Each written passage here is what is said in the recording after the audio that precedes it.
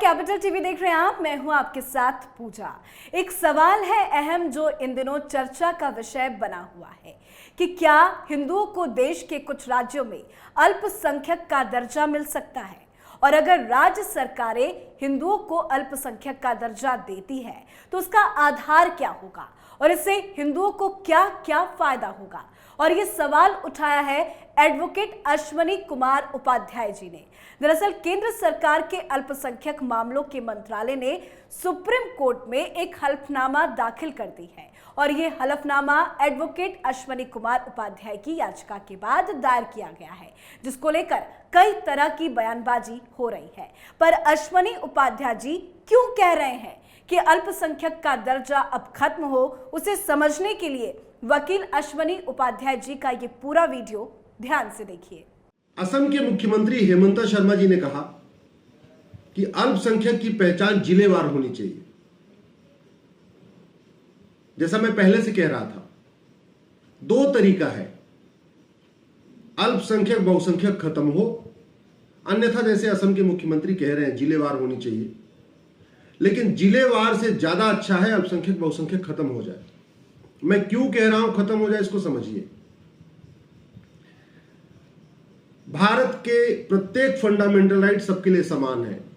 Article 14 कहता है कि सबको समान अधिकार मिला हुआ है, सब equality before law, equal protection of law. Article 15 कहता है जाति, धर्म, भाषा, क्षेत्र, मजहब के आधार पर भेदभाव नहीं होगा, यानी हिंदू मुसलमान में कोई भेदभाव नहीं होगा। आर्टिकल 16 कहता है सबको समान अवसर देना, यानी हिंदू मुसलमान सबको सरकारी नौकरियों में समान अवसर मिलना है।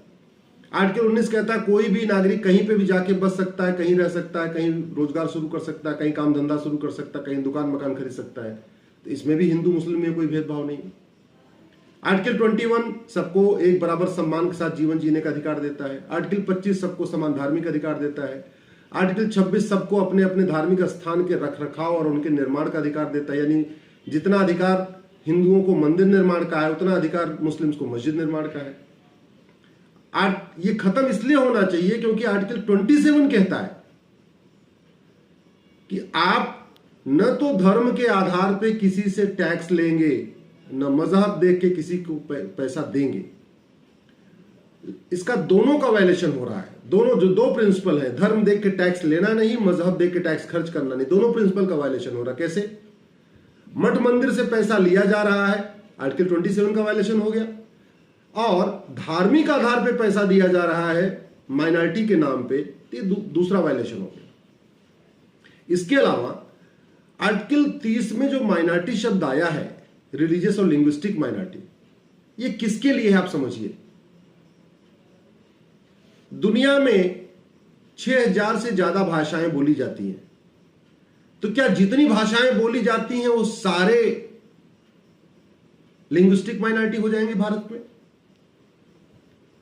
क्या चाइनीज बोलने वाले, फ्रेंच बोलने वाले, जर्मन बोलने वाले, जापानीज बोलने वाले, ये लोग भारत में अगर आएंगे तो इनको लिंग्विस्टिक माइनॉरिटी का दर्जा दिया जा सकता है क्या?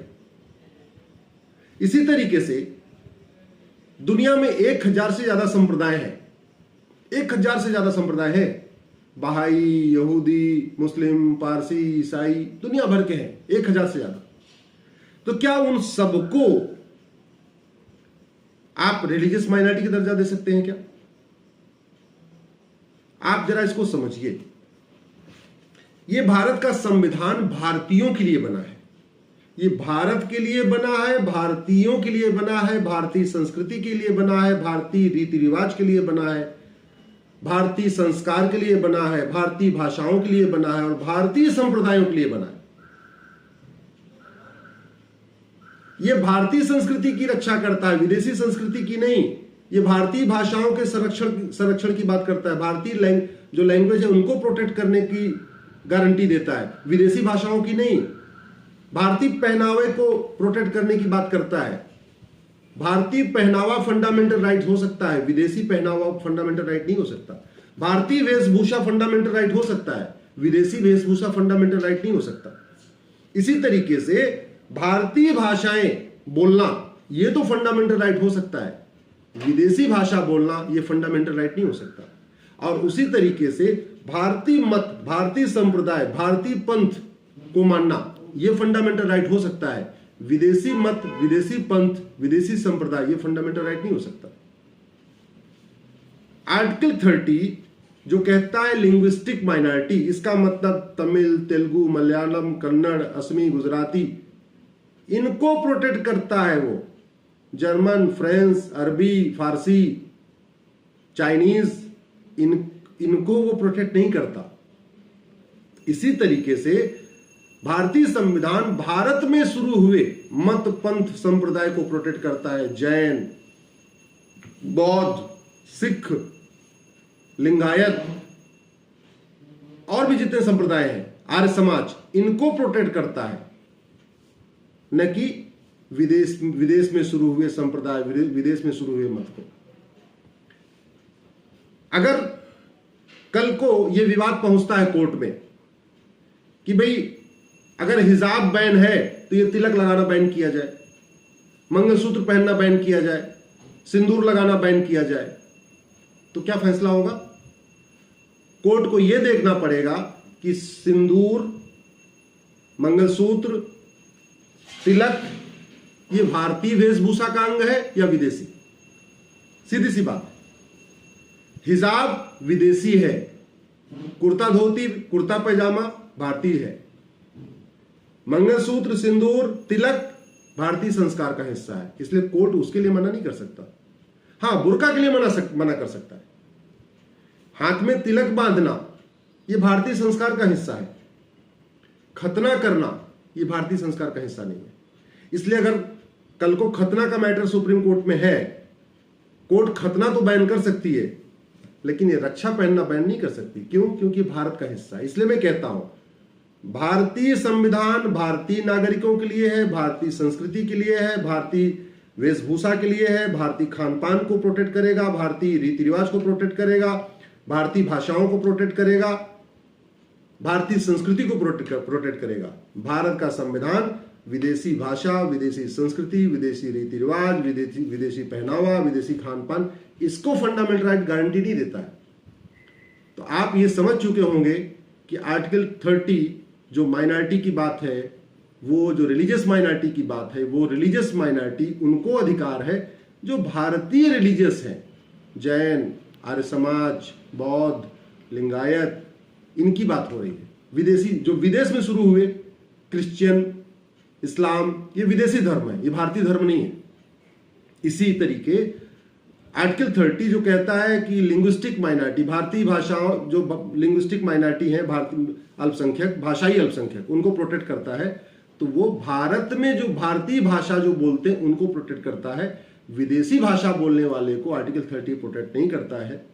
इसलिए मेरा आपसे आग्रह है कि आप इस विषय को अधिक से अधिक लोगों से शेयर करिए कि भारत का संविधान भारतीयों के लिए बना है, भारतीय भाषाओं के संरक्षण के लिए है, भारत में शुरू हुए संप्रदायों के संरक्षण के लिए है, न कि विदेशी धर्म के, विदेशी संप्रदायों के संरक्षण के लिए है, विदेशी भाषा के संरक्षण के लिए है, विदेशी रीति रिवाज के संरक्षण के लिए है, विदेशी पहनावे के संरक्षण के लिए है, नहीं, भारतीयों के लिए है। तो जहां तक हिमंता जी ने कहा है, मेरा मानना है कि सबसे उचित यही होगा, इस जो विभाजन है माइनॉरिटी मेजॉरिटी का, ये जो रिलीजियस डिवीजन है, जो सांप्रदायिक विभाजन है, इस कैंसर को हमेशा के लिए खत्म कर दिया जाए। हमेशा हमेशा के लिए भारत में रहने वाले सभी भारतीय हैं, सबको समान अधिकार है, समान धार्मिक अधिकार, समान नागरिक अधिकार, equal human right, equal civil right, equal property right. इसलिए माइनॉरिटी मेजॉरिटी का डिवीजन हमेशा के लिए खत्म कर दिया जाए। अन्यथा माइनॉरिटी को डिफाइन कर दिया जाए, माइनॉरिटी को डिस्ट्रिक्ट वाइज आइडेंटिफाई करने की गाइडलाइन तय कर दिया जाए और जिलेवाज आइडेंटिफाई कर लिया जाए। लेकिन एक बात आप समझ लीजिए कि जो समुदाय पार्षद कौन बनेगा ये तय करता हो, प्रधान कौन बनेगा ये तय करता हो, सांसद कौन बनेगा ये तय करता हो, विधायक कौन बनेगा ये तय करता हो, उसको आप धार्मिक अल्पसंख्यक तो नहीं कह सकते। अल्पसंख्यक का मतलब यह होता है जिसका कोई सामाजिक वजूद ना हो। अल्पसंख्यक का मतलब जिसका कोई आर्थिक वजूद ना हो। अल्पसंख्यक का मतलब जिसका कोई राजनीतिक वजूद ना हो, एकदम नगण्य हो, संख्या में नगण्य हो, 0.1%, 0.2%, 0.3%, 0.5%। उसको कहते हैं माइनॉरिटी। 10%, 20% वाले को माइनॉरिटी नहीं कह सकते, क्योंकि सांसद और विधायक के इलेक्शन में जो हार जीत का फैसला होता है 1% से होता है। तो कायदे से तो 1% वाले को माइनॉरिटी नहीं कह सकते, क्योंकि अगर 1% वाला ये तय कर रहा है कि कौन जीतेगा कौन हारेगा, तो माइनॉरिटी कैसे हो गया।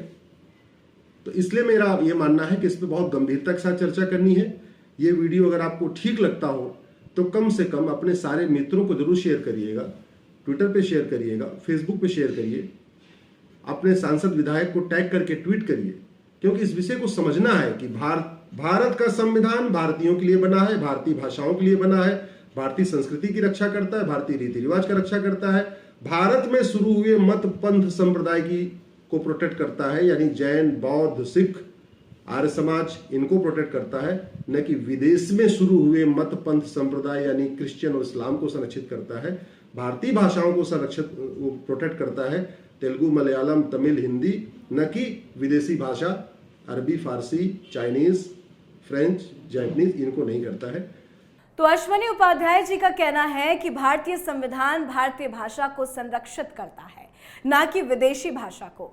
भारतीय संविधान भारतीय संप्रदाय को संरक्षित करता है, ना कि विदेशी मजहब को। भारतीय संविधान भारतीय रीति रिवाज को संरक्षित करता है, ना कि विदेशी रीति रिवाज को। केंद्र ने कहा है कि जिस प्रकार राष्ट्रीय स्तर पर ईसाई, सिख, मुस्लिम, बौद्ध, पारसी और जैन को माइनॉरिटी का तमगा मिला है, वैसे ही राज्य भाषीय या फिर संख्या के आधार पर हिंदुओं को अल्पसंख्यक श्रेणी में रखने के लिए स्वतंत्र है। तो अश्वनी उपाध्याय जी के अल्पसंख्यक का दर्जा खत्म करने की मांग को लेकर आपकी क्या कुछ राय है, कमेंट करके जरूर बताएं। नमस्कार।